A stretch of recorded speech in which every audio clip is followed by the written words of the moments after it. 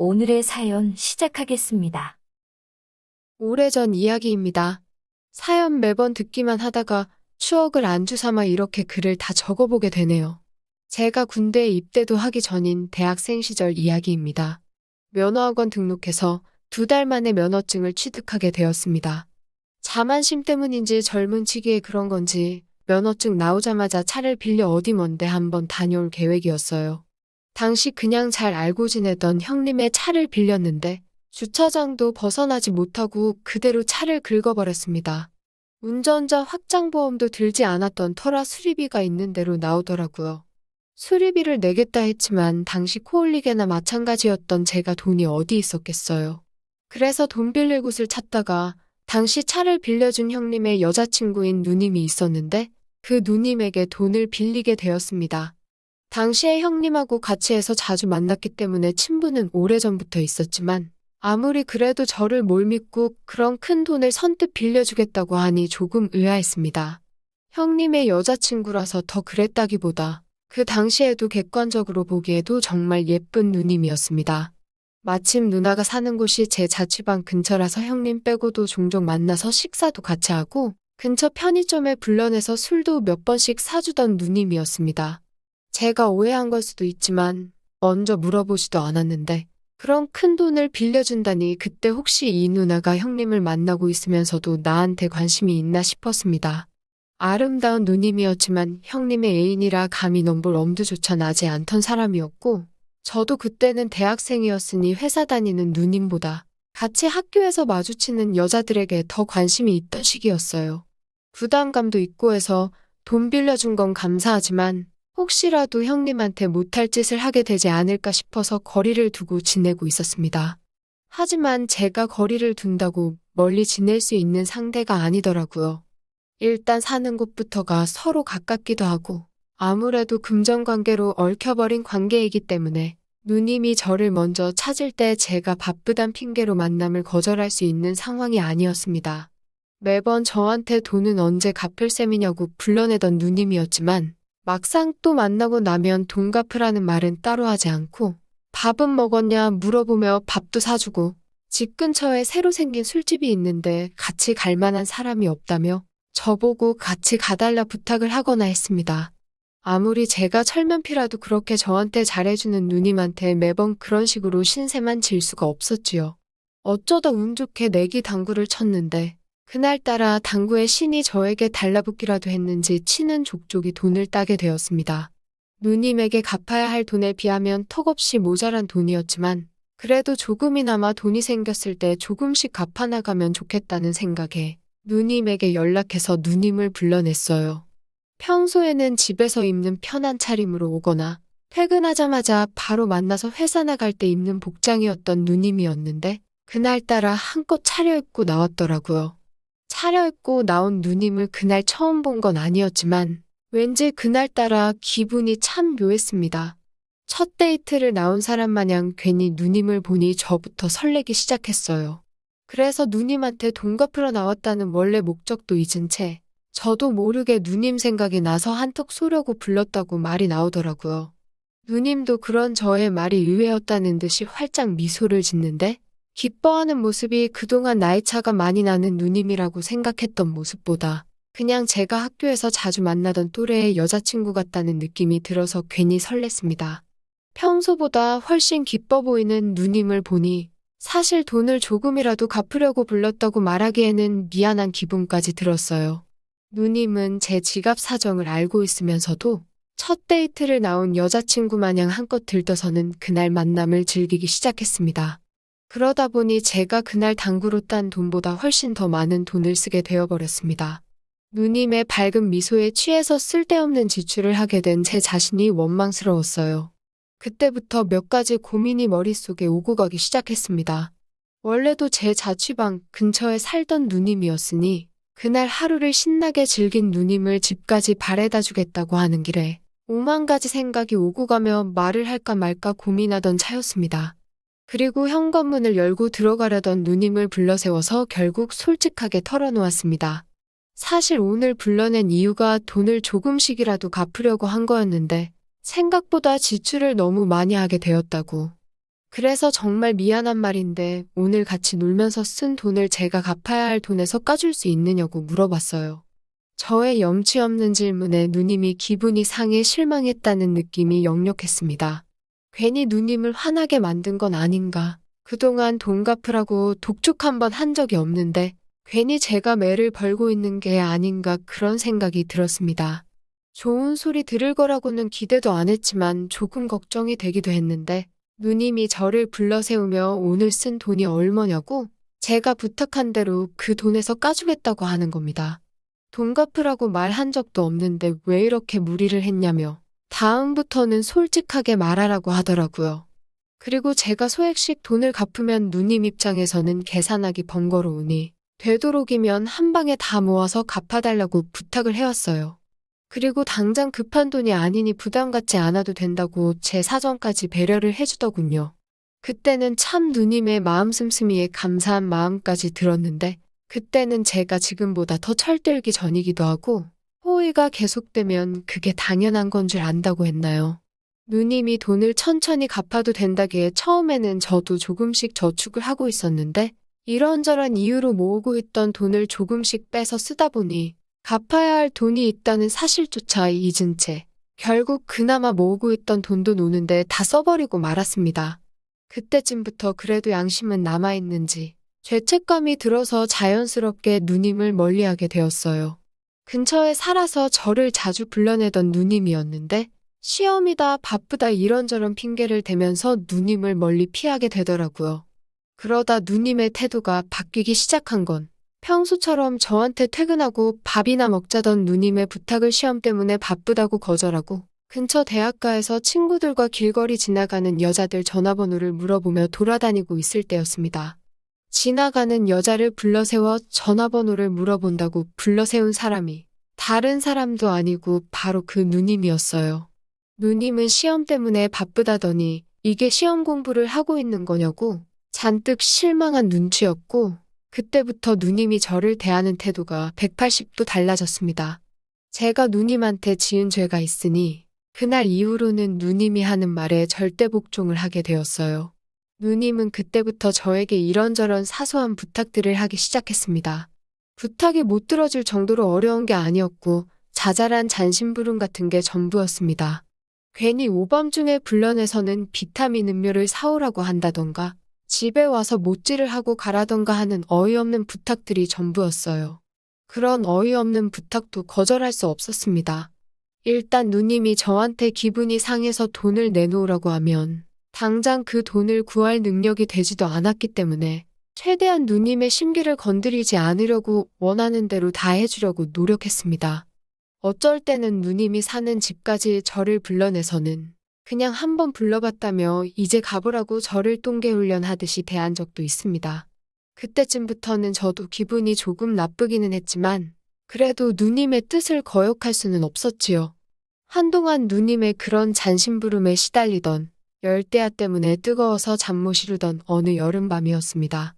에어컨 요금이라도 아껴볼 생각에 집에서 부채질하면서 버텨내고 있었는데 누님에게서 전화가 왔어요. 너무 더우니까 자기 집으로 세계 맥주 몇 캔 사가지고 오라고 말입니다. 저도 엄청 더위를 타고 있던 상황이었는데 누님이 맥주 이야기를 하니 평소에는 먹어도 별로 취하지 않아서 좋아하지도 않던 맥주였는데 맥주가 시원하게 제 목을 넘어가는 걸 생각하니 참을 수가 없더라고요. 그래서 염치불구하고 누님한테 조금 넉넉하게 사가도 되냐고 저도 조금 마시고 싶다고 솔직하게 이야기했어요. 누님은 저의 말에 딱히 대답이 없었습니다.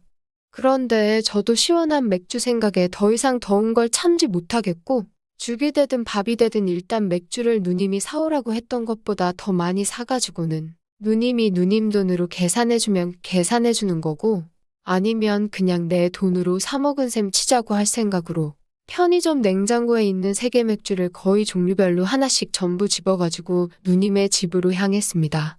누님의 집 앞에서 도착했다고 연락을 해도 도통받을 생각이 없길래 누님의 집 앞까지 찾아갔어요. 초인종을 누르니 누님이 문을 빼꼼 열고 저한테 왔냐고 물어보는데 문 틈을 보니까 누님이 혼자 있는 게 아니라 누님 친구하고 이미 술자리를 벌이고 있던 상황이더라고요.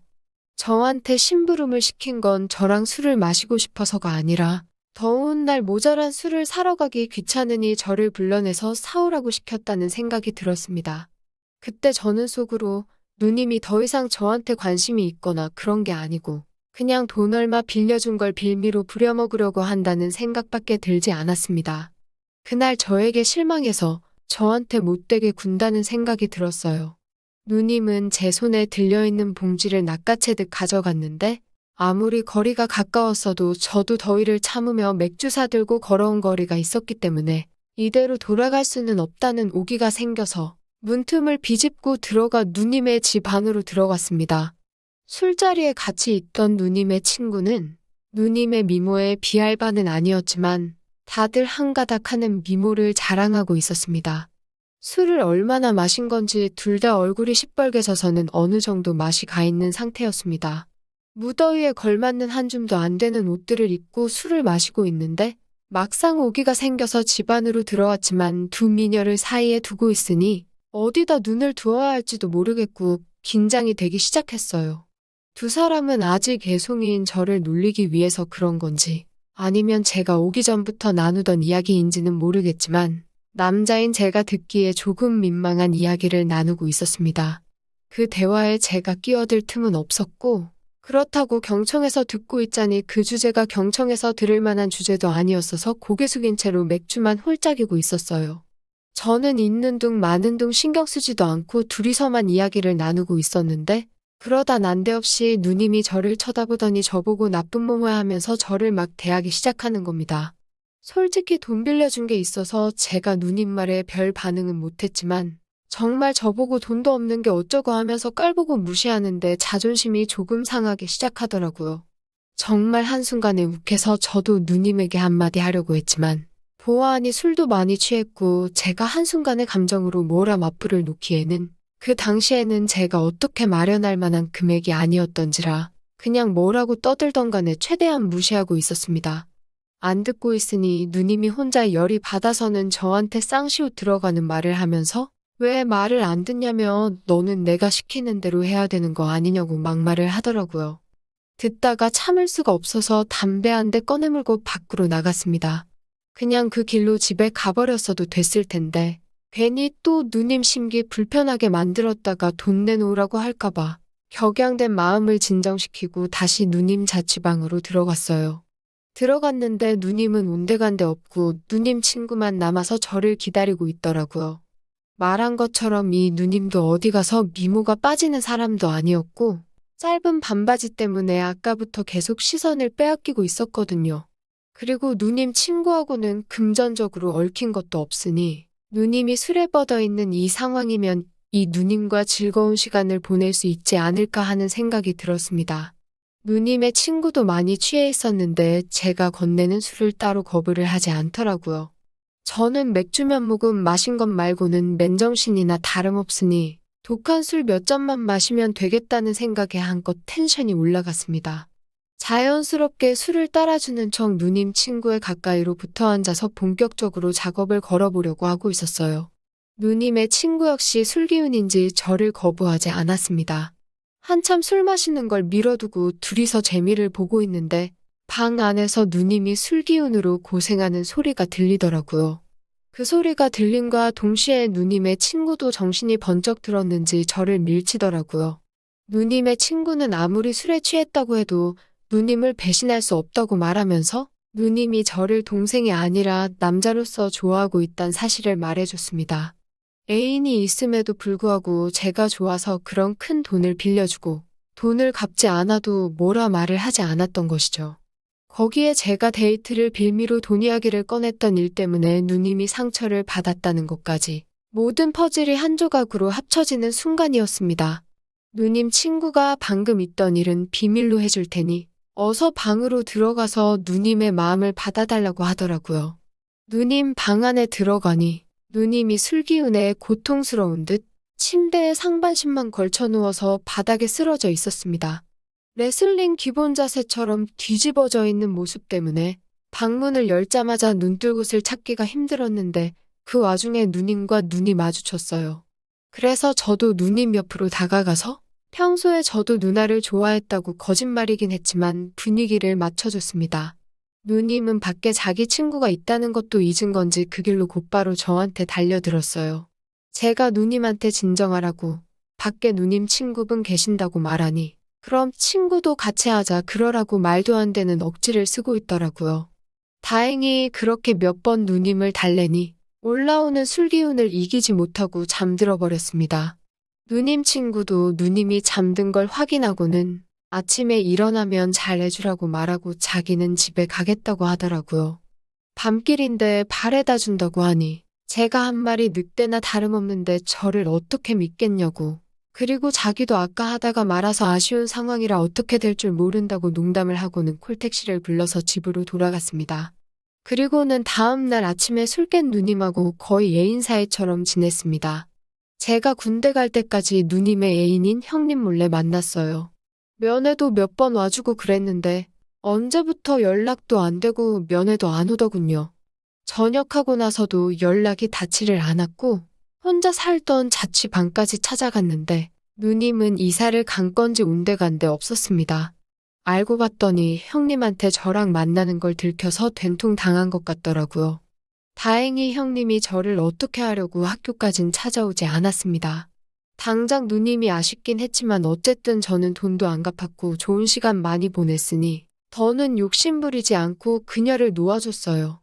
지금은 이렇게 어엿한 사회인이 돼서 그때 갚아야 할 만큼의 돈을 한 달이면 벌고 그 사고를 냈던 차종과 같은 차종을 끌고 다닙니다. 가끔은 그래서 차 탈 때마다 그 누님이 그렇게 생각이 날 때가 있어요. 어디서 잘 지내고 있으면 좋겠네요. 또 찾아주셔서 감사합니다. 매일 새롭고 흥미로운 사연으로 찾아뵙겠습니다. 구독과 좋아요 잊지 마시고 다음 사연으로 다시 찾아뵙겠습니다. 감사합니다.